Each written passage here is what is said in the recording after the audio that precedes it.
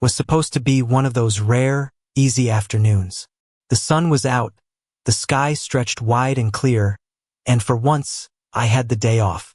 I decided to spend it the way I loved most, running errands with my grandma. She's in her late 70s now, a gentle soul, quick to laugh, but sharp as a tack when she needed to be. Her knees gave her trouble sometimes, and she walked with a cane, but you could still feel the quiet dignity in every step she took. She moved like someone who had earned her place in the world, and dared anyone to question it. We had just finished grocery shopping at Miller & Company, arms loaded with bags, when I offered to run ahead and pull the car around for her. "My legs still work," she said with a smirk. "They just like to argue with me first." So we walked together, slow but steady, across the wide asphalt parking lot. Grandma had insisted on parking far away, like she always did. She refused to get a handicap placard, even though she qualified years ago. Said it was unfair to people who really needed it. We were halfway to the car when it happened, when the peaceful afternoon cracked apart like glass. A horn blared behind us, sharp and aggressive. I turned, expecting maybe a distracted teenager messing around with the steering wheel. Instead, a pearl-white SUV idled barely 15 feet behind us, its engine revving like an impatient animal. Behind the wheel sat a woman, blonde ponytail, designer sunglasses, and a scowl so deep it looked painful. The window rolled down, and before I could say a word, she barked, "Move it! This isn't a crosswalk." I blinked, stunned. Sure, it wasn't a crosswalk, but it was a parking lot, and we were two people making our way to a parked car, carrying bags no less. Grandma turned slightly, calm as ever, and said, "I'm walking as fast as I can, dear." That should have been the end of it. A decent person would have waited, or swung into another aisle, maybe even offered to help. But not her. The SUV roared to life, swerving hard into the adjacent lane, pulling up alongside us so fast that instinctively, I stepped between Grandma and the car. I didn't know what this woman was about to do, but every hair on the back of my neck stood on end. The driver, let's just call her what she was, Karen, slammed the door open, her heels hitting the asphalt with sharp, angry clicks. She stormed toward us, her voice shrill and shaking with fury. "Old people think they own the place," she screamed. "The world doesn't stop just because some granny's taking her sweet time." I planted myself firmly in front of Grandma. "Back off," I said, my heart hammering. "Mind your own business." But she was already right up on us, her face twisted in outrage. "You shouldn't even be out here if you can't keep up," she snapped. And then, before I could react, she raised her hand and slapped my grandmother across the face. The sound cracked the air like a whip. It echoed in my ears, my bones, my chest. I dropped the grocery bags without thinking, hands flying forward. But Grandma, incredibly, held up a hand to stop me. She hadn't fallen. She stood there, stunned but unbroken, the red imprint of Karen's hand blossoming across her cheek. For a moment, the world tilted. The woman stumbled back a step, realizing, maybe for the first time, what she had just done. But she still wore that smug, self-righteous look, as if somehow she was the victim here. "I'm calling the police," I shouted, my voice shaking with fury as I fumbled for my phone. "You just assaulted an elderly woman, Karen." She laughed, actually laughed. "Please do," she said with a smirk.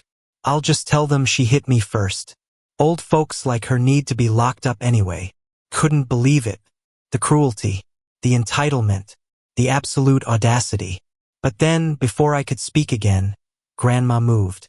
Slowly, deliberately, she reached into her purse and pulled out a slim, battered leather wallet.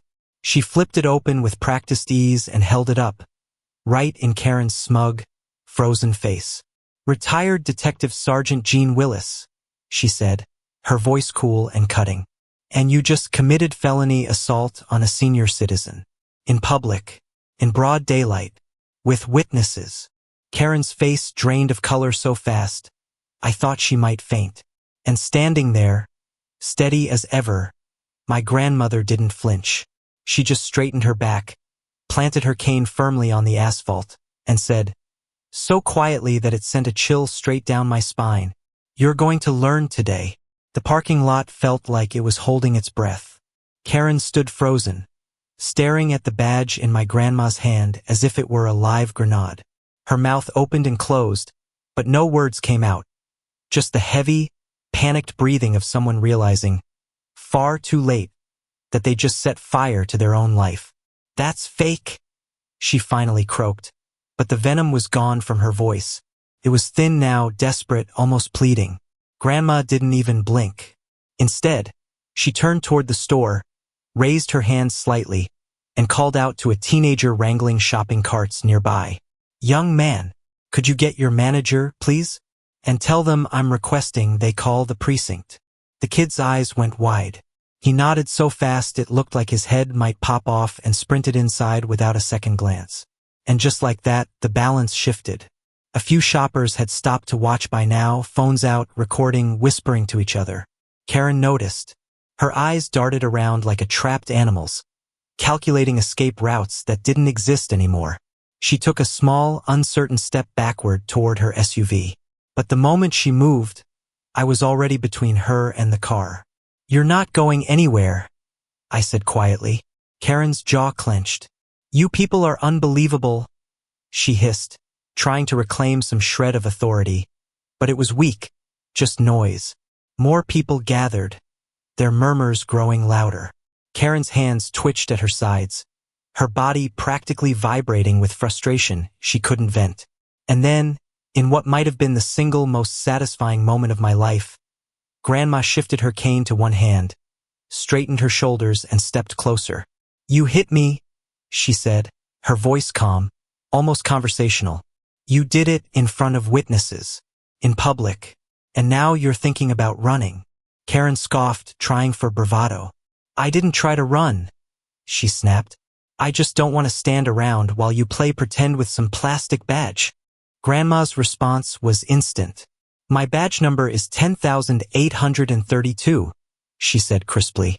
"Retired out of the 7th Precinct after 29 years. Last commendation awarded in 2015. Feel free to call and verify." There was no bragging in her voice, just facts. Cold, unshakable. One of the bystanders, a skater kid leaning casually on his board, chimed in. "Yo, I got the whole thing on video," he said, waving his phone. "You slapped her. We all saw it." Karen whirled on him, eyes wide, fury barely contained. "Mind your own business," she spat. The kid just shrugged. "It became my business the second you put your hands on someone." And with that, the crowd shifted, no longer just watching, but judging. The murmurs grew sharper, heavier, charged with anger and disbelief. Karen's face crumpled. She knew. Even if she ran now, even if she screamed, even if she lied, it was too late. That's when the sirens pierced the heavy air. Not loud and blaring, but low and insistent, flashing red and blue reflections off car windows. 2 squad cars rolled up slowly and parked at the end of the aisle. Their doors swung open, and out stepped 2 uniformed officers, one older, broad-shouldered and clean-shaven, the other younger but sharp-eyed. The older officer scanned the scene and paused when he spotted Grandma. Recognition lit up his face. "Sergeant Willis?" he called, half smiling in disbelief. Grandma gave a single, dignified nod. And just like that, the atmosphere shifted again, this time in our favor, completely. The younger officer crossed over quickly, standing tall and attentive. "What happened?" he asked, voice low and professional.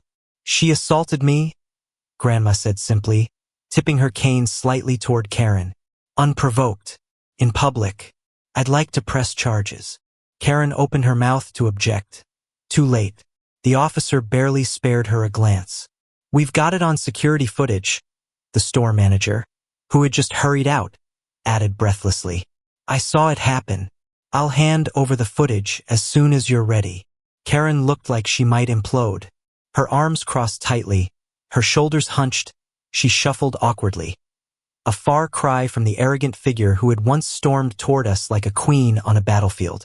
"Ma'am," the officer said, turning to Karen with a blank, unreadable expression. "We're going to need you to stay put."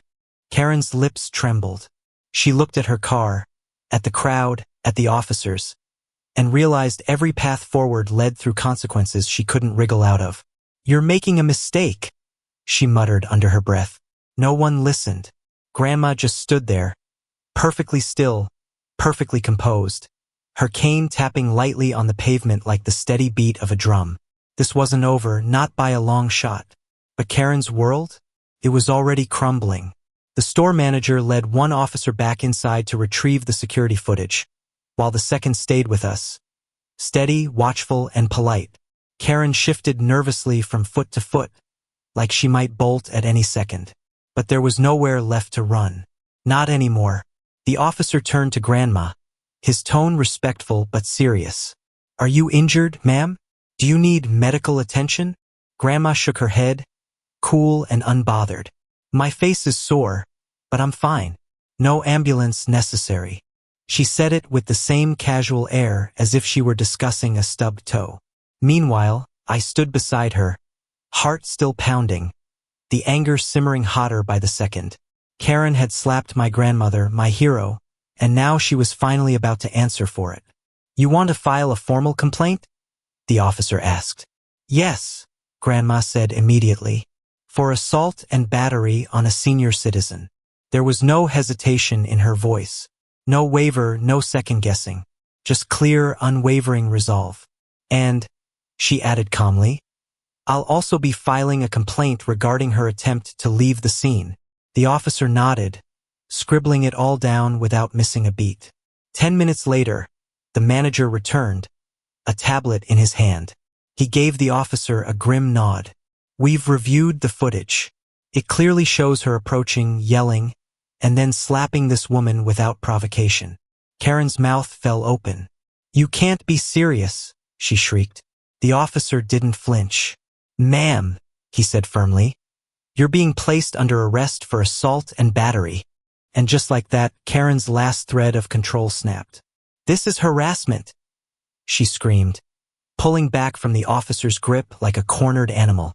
"I'm the victim. She threatened me. She—" The officer cut her off, voice hardening. "Enough." Another officer approached from behind, and together, they guided her hands behind her back and cuffed her without ceremony. She twisted and turned, muttering curses and half-formed threats, but it didn't matter. The crowd, the footage, the badge Grandma carried, all of it crushed whatever lies Karen thought she could spin. As they walked her toward the squad car, still sputtering nonsense, I caught Grandma watching her with a look I'll never forget. Not triumph, not satisfaction, just calm, like a storm that had passed and left the world a little cleaner. We stood there for a moment longer, letting it all settle, the weight of what had just happened sinking in with the summer heat. "You okay?" I asked again quietly. Grandma pressed the bag of frozen peas the store manager had given her gently to her cheek and smiled. "I'm fine," she said simply, "but I wouldn't mind going home. Maybe a slice of lemon cake too." The ridiculous normalcy of it broke something inside me, and I laughed. Not because any of this was funny, but because it was so perfectly her. Even after being slapped, even after making a public arrest look like an everyday errand, my grandma still had room for dessert on her mind. That's who she was. Steel wrapped in kindness. Unshakable no matter the storm. We made our way back to the car, the crowds parting around us, whispers following in our wake. Karen's shouting faded behind us as they shut the squad car door. The sun was starting to dip lower in the sky, throwing long shadows across the asphalt. And as we drove away, my grandmother resting peacefully in the passenger seat with a bag of peas on her face and a quiet smile on her lips, I realized something. This wasn't over yet. But the first blow for justice had already landed, and this time it was going to stick. The ride home was quiet, the kind of silence that didn't demand conversation. Grandma sat beside me, holding the frozen peas to her cheek, her face serene, almost amused. I kept glancing at her, half expecting her to suddenly break down, to let the weight of it all crash over her. But she never did. She just sat there, steady as a rock. Once home, she moved around the house like nothing had happened. Putting groceries away, scolding Buttons the cat for trying to climb into a paper bag, humming to herself under her breath. I offered to stay, offered to make tea, offered to call family and let everyone know what happened. She waved it all off with a dismissive flick of her hand. You worry too much, she said, easing into her favorite recliner with the kind of grace only stubborn independence could forge. It's not the first time someone's laid a hand on me. Won't be the last either. But this time I thought they weren't getting away with it. Still, even after the police took Karen away, a part of me couldn't let it go. I sat there, fidgeting with my phone, questions swirling in my mind. What if the cameras hadn't caught it? What if nobody had believed us? What if Karen had gotten away with it, twisting the truth like she tried to do right there in the lot? Finally, I couldn't hold it in anymore. Weren't you scared? I asked. That she'd lie? That they'd believe her instead of you? Grandma looked at me. Really looked. Her eyes steady, sharp, and kind. People like her count on chaos, she said. They thrive on rattling you, making you defensive, making you panic. But the trick is to stay calm. Don't play their game. Tell the truth louder, longer, and with evidence to back it up. Lucky for us, we had witnesses and video. She adjusted the peas on her cheek and added, almost as an afterthought. Besides, if you've lived long enough, you learn. Bullies don't know what to do when you don't flinch. Later that evening, while we sipped tea and picked at slices of lemon cake, her landline rang. It was Officer Kelton, the younger cop who had recognized Grandma at the scene. She put the call on speaker. Thought you might like an update, Kelton said. We booked her an hour ago. Charges are pending, but likely to include misdemeanor battery on a senior citizen, attempted fleeing, and maybe obstruction depending on how she behaves. Grandma arched an eyebrow. Obstruction, Kelton chuckled dryly. She screamed the whole way to the station, tried to fake chest pains, claimed she was having a spiritual attack. Had to call a female officer to calm her down. I snorted into my tea before I could stop myself. Grandma just shook her head. And she thinks I'm the problem, she muttered.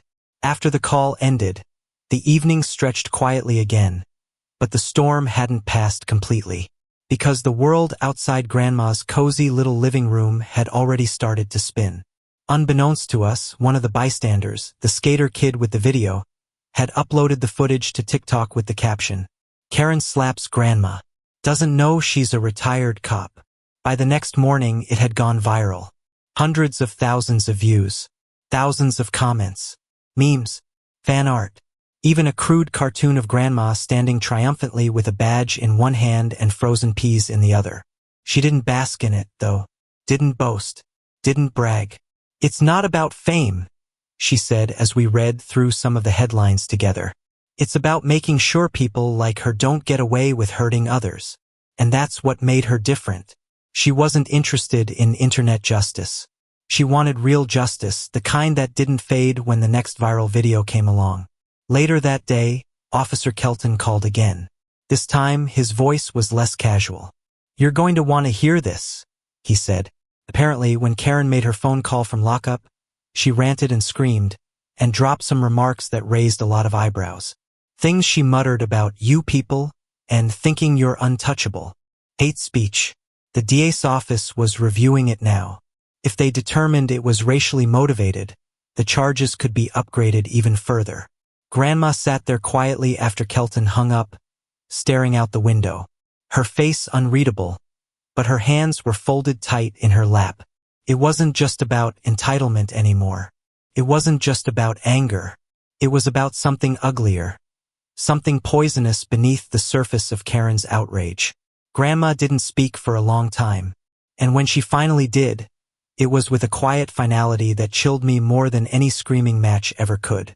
Sometimes, she said softly, you want to believe people are just having a bad day, but sometimes the rot goes deeper.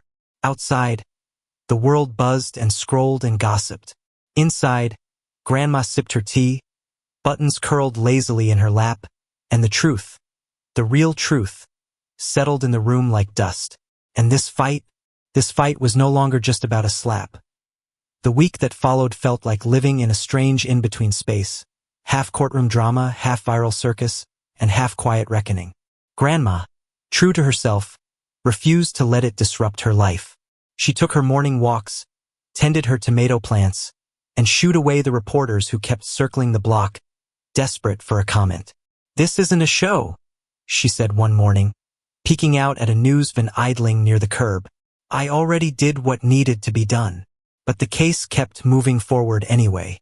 Between the video footage, the eyewitness statements, and Karen's own meltdown after her arrest, the district attorney had everything they needed, and more. Karen's hateful remarks during her booking call only sealed her fate. The original misdemeanor battery charge was officially upgraded. Aggravated battery on a senior citizen.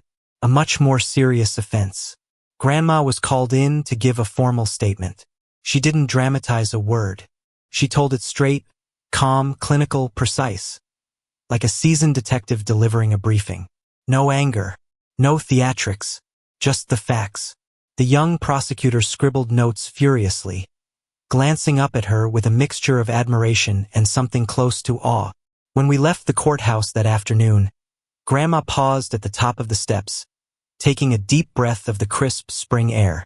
"It feels good," she said quietly. "Not because she's suffering, but because for once, consequences are catching up to someone who thought they were above them." On sentencing day, we sat quietly in the courtroom. We didn't have to be there. Grandma wasn't required to attend, but she said it wasn't about Karen. "It's about seeing it through," she said, slipping her arm through mine. "If someone wrongs you publicly, you hold them accountable just as publicly." Karen sat at the defendant's table, a shell of the woman we had seen in the parking lot. No designer sunglasses, no sleek ponytail, just a tired, hollow look and makeup that couldn't hide the exhaustion sinking deep into her skin. The judge read through the charges, citing the overwhelming evidence, the recordings, the witnesses, and her post-arrest behavior. There was no grand speech, no slamming of the gavel, just a clear, deliberate reminder. Assaulting a senior citizen is illegal, and it's deeply, profoundly wrong. When Karen was offered a chance to speak, her apology was barely a whisper. No direct acknowledgement of what she had done. No real regret. Just a flimsy excuse about being stressed and not herself. It didn't move the judge. It didn't move anyone. Karen was sentenced to 90 days in county jail, 1 year of probation, and mandatory anger management classes. No easy way out. No quick erasure of her actions. And most importantly, a permanent mark on her record. The world may forget headlines, but background checks don't forget felonies. As we left the courtroom, a few reporters tried to swarm Grandma again. She smiled politely, declined every interview, and said the same simple thing to anyone who pressed. "I said what needed saying. The rest is on her." In the car, she finally exhaled a long, slow breath, the kind that releases weight you didn't even realize you were carrying. "It's over," she said, her voice light for the first time in days. "And now I can go back to being invisible in parking lots.